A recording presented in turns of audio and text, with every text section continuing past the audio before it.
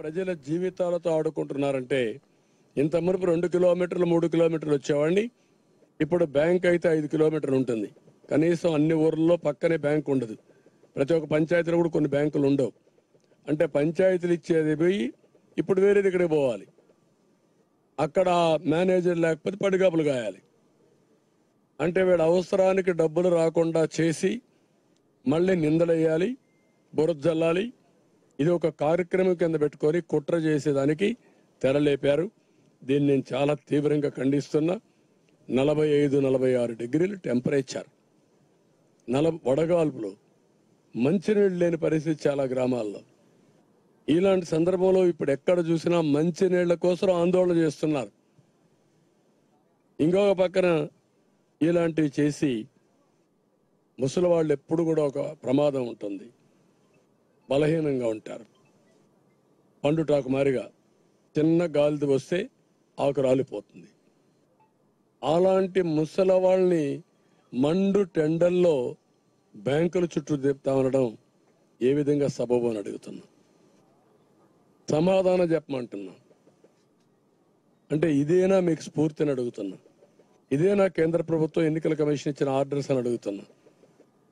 ఇబ్బంది లేకుండా పాత సిస్టమ్ ప్రకారమే వాలంటీర్స్ కాకుండా మిగిలిన వాళ్ళ దగ్గర మీరు పెన్షన్లు డిస్ట్రిబ్యూట్ చేయండి అని చెప్పారు. అది ఇవ్వడానికి ఇన్ని నాటకాలు ఏంటి? ఇన్ని నాటకాలు చెప్పి ఈరోజు వాళ్ళ దగ్గర అకౌంట్ వివరాలు ఉండవు. అదే మరి నిబంధనలు అవసరం అనుకుంటే ఏమేం కావాలనో వాళ్ళు ఎప్పుడో తెలియదు, పోయిన తర్వాత వాడు ఉంటాడని తెలియదు. ఈ విధంగా అనేక కారణాలతో మళ్ళీ వీళ్ళందరినీ ఇబ్బంది పెట్టే పరిస్థితికి వచ్చారు. ఇది చాలా దుర్మార్గం.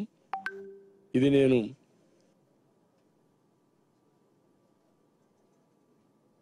చాలా తీవ్రంగా ఖండిస్తున్నా. ఇప్పుడు మీరు చూస్తే 41,230 మంది సచివాలయ సిబ్బంది ఉన్నారు, బిఎల్ఓలుగా పనిచేస్తున్నారు. వాళ్ళకి డ్యూటీ ఏంటంటే ఇప్పుడు స్లిప్పులు ఇవ్వడమే కదా. స్లిప్పులు ఇవ్వడానికి ఎంత సమయం కావాలి? ఎప్పుడు ఇస్తారు స్లిప్పులు? మొదటి తారీఖు నుంచి స్లిప్పులు ఇస్తూనే ఉంటారా? ఎన్నికల ముందు ఒక రోజు మీద స్లిప్ ఇస్తారు. ఇప్పుడు ఈ ఎక్సర్సైజ్ కూడా నీకు ఉపయోగపడుతుంది. స్లిప్లు ఇవ్వడానికి ఏ ఇల్లు ఎక్కడుందో చెక్ చేసుకుంటావు. ప్రీ రిహార్సల్స్, పెన్షన్లు ఇచ్చావు, ఒక రోజంతా ఊరంతా తిరిగావు, అందరికి ఇచ్చారు, ఎవరు ఎక్కడున్నారో చూస్తారు. రేపు డిస్ట్రిబ్యూషన్ ఆఫ్ స్లిప్పులు కూడా చాలా ఈజీ అయిపోతుంది. అట్లా కాకుండా వీళ్ళు ఇప్పటి నుంచి స్లిప్పులు ఇస్తున్నారు కాబట్టి, వాళ్ళకి సమయం లేదు కాబట్టి వాళ్ళు పెన్షన్ డిస్ట్రిబ్యూట్ చేయలేము అని ఎక్స్క్యూజ్ తీసుకోవడం చాలా దుర్మార్గమైన పని. ఇది చాలా దారుణం. 13వ తారీఖున జరిగే ఎన్నికలకి మొదటి తారీఖు నుంచి స్లిప్పులు ఇస్తారంట. ఎవడు నేర్పిస్తారు అడ్మినిస్ట్రేషన్? నేను కూడా 14 ఏళ్ళు ముఖ్యమంత్రిగా చేశాను. నా కింద కూడా పనిచేశారు మీరంతా. ఆ రోజు ఎట్లా చేశారు మీరు? పరిగెత్తిచ్చాం మిమ్మల్ని, సమర్థవంతంగా పనిచేశారు. ఇప్పుడు మొండికేశారు మీరు. ప్రజలకు సేవ చేయడానికి కాకుండా మీరు ఏదైతే ఒక లాయల్టీస్ ప్రజలకు ఉండాల్సిన మీరు, ప్రజలు డబ్బులు తినే మీరు, ప్రజల కోసం పనిచేస్తామని ప్రమాణం చేసి ఐఏఎస్ పాస్ అయిన మీరు ఒక వ్యక్తి ప్రయోజనాల కోసం, ఒక పార్టీ ప్రయోజనాల కోసం పనిచేయడం తప్పు. దీన్ని నేను చాలా తీవ్రంగా ఖండిస్తున్నా, గర్హిస్తున్నా. అందుకే మేము చాలాసార్లు చెప్పాం, ఈ అధికారుల వల్ల నష్టం వస్తుంది. అలాంటి టెయింటెడ్ ఆఫీసర్స్ అంతా ప్రజాస్వామ్యానికే ప్రమాదం. అలాంటి వాళ్ళు ఎన్నికల డ్యూటీలు కూడా ఉండడానికి అర్హులు కాదు. రేపు పెన్షన్లు డిస్ట్రిబ్యూట్ చేయలేని మీ అసమర్థత ఎన్నికలు నిర్వహిస్తారంటే మీరు? నేను అడుగుతున్న స్ట్రైట్ క్వశ్చన్. ఇక్కడేం గొడవలు లేవు, ఇంటింటికి పోయి ఇచ్చే పని. రేపు 3-4 రాజకీయ పార్టీలు ఉంటారు, రౌడీలు ఉంటారు, స్థైర్య విహారం చేస్తారు, బూత్ క్యాప్చరింగ్ చేస్తారు. ఓటర్లకు ఏం రక్షణ ఇస్తారు? ఏ విధంగా ప్రొటెక్షన్ ఇస్తారు మీరు? You answer this. అందుకే ఇలాంటి యంత్రాంగం వల్ల ప్రమాదం. ఎన్నికల కమిషన్ కూడా అప్రమత్తంగా ఉండాలి. ప్రజాస్వామ్యయుతంగా ఎన్నికలు జరగాలి.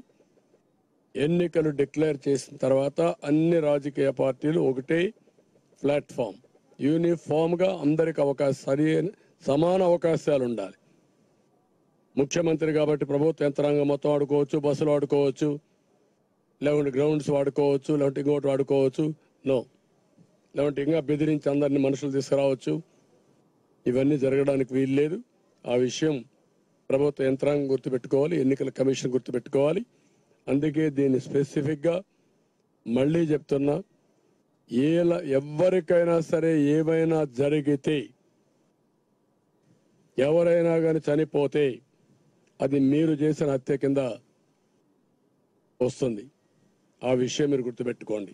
ఏ ఒక్క వ్యక్తి కూడా చనిపోకుండా, ఏ ఒక్క వ్యక్తికి కూడా ఇబ్బంది లేకుండా మీరు పెన్షన్ డిస్ట్రిబ్యూట్ చేయాల్సిన బాధ్యత మీది. తమాషాలు ఆడద్దండి ప్రజా జీవితం అంటే. మీకు చేత కాకపోతే మీరు తప్పుకోండి, చేత అయిన వాళ్ళు చేస్తారు ఆ పని. అంతేగాని ఇలాంటి తప్పుడు రాజకీయాలు చేసి, లాలుచే రాజకీయాలు చేసి ఏదో డ్రామాలు ఆడద్దండి. నేను లాస్ట్ టైం అందరికీ ఫోన్లు చేశాను. నిన్న పోయి సిఎస్ ఆఫీస్ ముందర ధర్నా చేసే పరిస్థితికి వచ్చారు అపోజిషన్ పార్టీస్. ఏంటి దౌర్భాగ్యం? Is it right? పెన్షన్ ఇమ్మని గవర్నర్ దగ్గర పోవాలా మేము? అన్ని రాజకీయ పార్టీలు ఇన్నిసార్లు మాట్లాడాలనా? Is it not the right of the pensioner? వాడు హక్కు కాదా ఇది? బుద్ధి జ్ఞానం, ఇంగిత జ్ఞానం ఉంటే ఎన్ని జరుగుతాయా? ఇన్నిసార్లు చెప్పించుకోవాలా మీరు మా దగ్గర? ఇన్నిసార్లు డిమాండ్ చేయించుకోవాలా? నేను చాలా తీవ్రంగా ఖండిస్తున్నా. మే నెల ఏ ఒక్కరికి ఇబ్బంది కలిగినా దానికి పూర్తి బాధ్యత ఈ ముగ్గురిదే. చీఫ్ సెక్రటరీ, అదే మరి శశిభూషణ్ ఈ secretary, CEO Muralidhar Reddy, CMO ఆఫీసులో ఉండే ధనంజయ రెడ్డి. ధనంజయ రెడ్డికి in what way is concern? Chief secretary నీ డ్యూటీ అయిపోయింది, నీ రోల్ లేదు. వన్స్ ఎలక్షన్ అయిపోయిన తర్వాత నీకు రోలే లేదు. అధికార యంత్రాంగం కూడా సీఎంకి అసిస్ట్ చేయడానికి వీల్లేదు. మొన్న ఒక మీటింగ్లో చూశారు, ఏం ధనంజయ కరెక్ట్గా ఉందన్నాడు. హూ ఈజ్ ఈ ధనంజయ? ఇదే గవర్నమెంట్ ఎంప్లాయీ. దాని మీద ఎలక్షన్ కమిషన్ సస్పెండ్ చేయాలి అతన్ని. నా సెక్రటరీ నాతో రావడానికి లేదు, నాకు పొలిటికల్గా అసిస్ట్ చేయడానికి వీలు లేదు, ఎక్సెప్ట్ సెక్యూరిటీ. ప్రాణాలు కాపాడడానికి సెక్యూరిటీ ఉంటారు, అంతవరకే. Beyond that nobody can assist. నీ సజ్జలు పెట్టుకోను. బట్ ఇవన్నీ గుర్తుపెట్టుకోకుండా పద్ధతి లేని రాజకీయాలు చేయడం, ఇష్టానుసారంగా బిహేవ్ చేయడం, ఇది చాలా దారుణం. దీన్ని చాలా తీవ్రంగా ఖండిస్తున్నా. నేను 9 ఎలక్షన్లు చూసా. 9 ఎలక్షన్లు రాష్ట్ర స్థాయిలో కండక్ట్ చేశాం. ఒక్కసారి ఎలక్షన్స్ అనౌన్స్ చేసిన తర్వాత chief minister cannot talk to collectors, chief secretary cannot meet him, no secretary should meet him, no secretary, no chief secretary, no collector should take orders from CM. This is the code of conduct. అవి కూడా తెలియకుండా ప్రవర్తించడం correct కాదు. Even not only general elections, even panchayat election లో కూడా chief minister cannot talk to chief secretary or collectors who are on election duty. They are all work under election commission. అది state election commission కావచ్చు, central election commission కావచ్చు. అది గుర్తుపెట్టుకోవాల్సిన అవసరం ఉంది. దీన్ని తీవ్రంగా ఖండిస్తున్నా, గర్హిస్తున్నాం. కొత్త పోకళ్ళు చూస్తున్నాం. థిక్ స్కిన్డ్ అయితే ఇట్లనే ఉంటాయి. వీళ్ళకు ఒక పద్ధతి లేని రాజకీయాలు చేసే పరిస్థితికి వచ్చారు. ఇంక ఈ విషయంలో మీకు ఏమైనా డౌట్స్ ఉంటే చెప్పండి.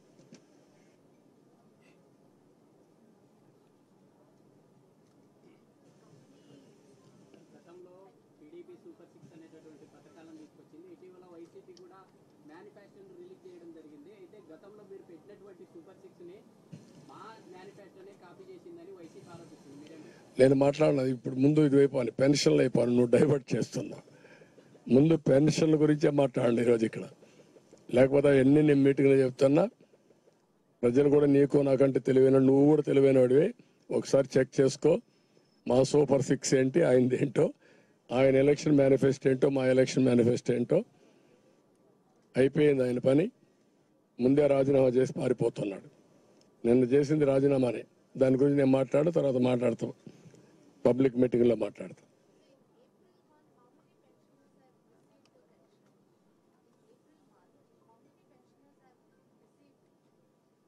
అది వాళ్ళు పబ్లిసైజ్ చేయలేదు. 33 మంది చనిపోయారని మాత్రం చెప్పారు. రివర్స్ ఎంతమందికి ఇచ్చాం సక్సెస్ఫుల్గా చెప్పకుండా ఎంతమందిని చంపేశామని చెప్పారు. అది వాళ్ళకుండే కమిట్మెంట్. ఒకడైతే పనికిరాని మనవాళ్ళు ఆ డెడ్ బాడీని మా ఇంటికి తీసుకొస్తాడు. తీసుకొస్తే అక్కడే పూడ్చిపెట్టేవాడు. వాడిని తీసుకొచ్చాడండి. ఆ మాట్లాడుతున్నారు. చంపింది మీరు, డ్రామాలు ఆడతారా మీరు? అంటే వీళ్ళకి మర్యాదగా మాట్లాడితే ఎక్కే పరిస్థితిలో కూడా లేరు. వీళ్ళు ఆనే పరిస్థితులు లేదు. టూ మచ్ అయిపోయారు. రాష్ట్రాన్ని తగలబెట్టి వీళ్ళంతా చూద్దాం. కంటిన్యూగా తీసుకెళ్తాం, ఫైట్ చేస్తాం. ఇప్పుడు ఏ చీఫ్ సెక్రటరీ అయితే నిర్ణయం చేశాడో ఆ రెస్పాన్సిబిలిటీ ఆ చీఫ్ సెక్రటరీది కదా. మేము అడిగింది ఏంటి? ఇంటింటికి పోయి ఇవ్వండి. నువ్వు చెప్పింది ఏంటి? ఇప్పుడు డిబిటీ ఎలక్షన్ కమిషన్ చెప్పారు ఎవరికి ఇబ్బంది కలగకుండా పెన్షన్లు ఇవ్వండి అని చెప్పారు. నీకు ఇబ్బంది ఏంటి? 1,25,000 మంది 2 రోజుల్లో, ఒక రోజు కాదు 2 రోజులు, రోజుకి 20 మందికి ఏమంటే పెన్షన్. ఆ ఊరే కదండి. నేనే అమెరికా పోయి చేసి రమ్మంటున్నావా? అంటే ఆస్ట్రేలియా పోయి రమ్మంటున్నావా? ఆ ఊర్లో ఉండేవాడు ఆ ఊర్లో పెన్షన్. రెండోది, there is very clear. IVRS ఉంది, ఫింగర్ ప్రింట్స్ ఉన్నాయి, టెక్నాలజీ ఉంది, ఫోన్ ఉంది, బ్యాండ్ విత్ ఉంది. What is your problem? అర్లీగా ఇచ్చారు. నువ్వు అంటున్నావు ఎవ్రీడే తెల్లవారుతో నెలవారీగా మొదటి తారీఖుని తెల్లవారుజామున పోయి ఇచ్చాం, పోటీ పడి ఇచ్చామన్నారు కదా. ఇప్పుడు ఎందుకు ఇవ్వరు ఆ పోటీ పడి? అంటే ఇప్పుడు ఇవ్వకూడదు అంటే మొండికేసింది మొండెద్దు. ఇప్పుడు పొలవాల ముళ్ళు కర్త పొడిసిన లాభం లేదు. ఇప్పుడు వదిలించుకోవాలి మొండెద్దుని, స్లాటర్ హౌస్ పంపించాలి. అది వీళ్ళు చేసే ఏదో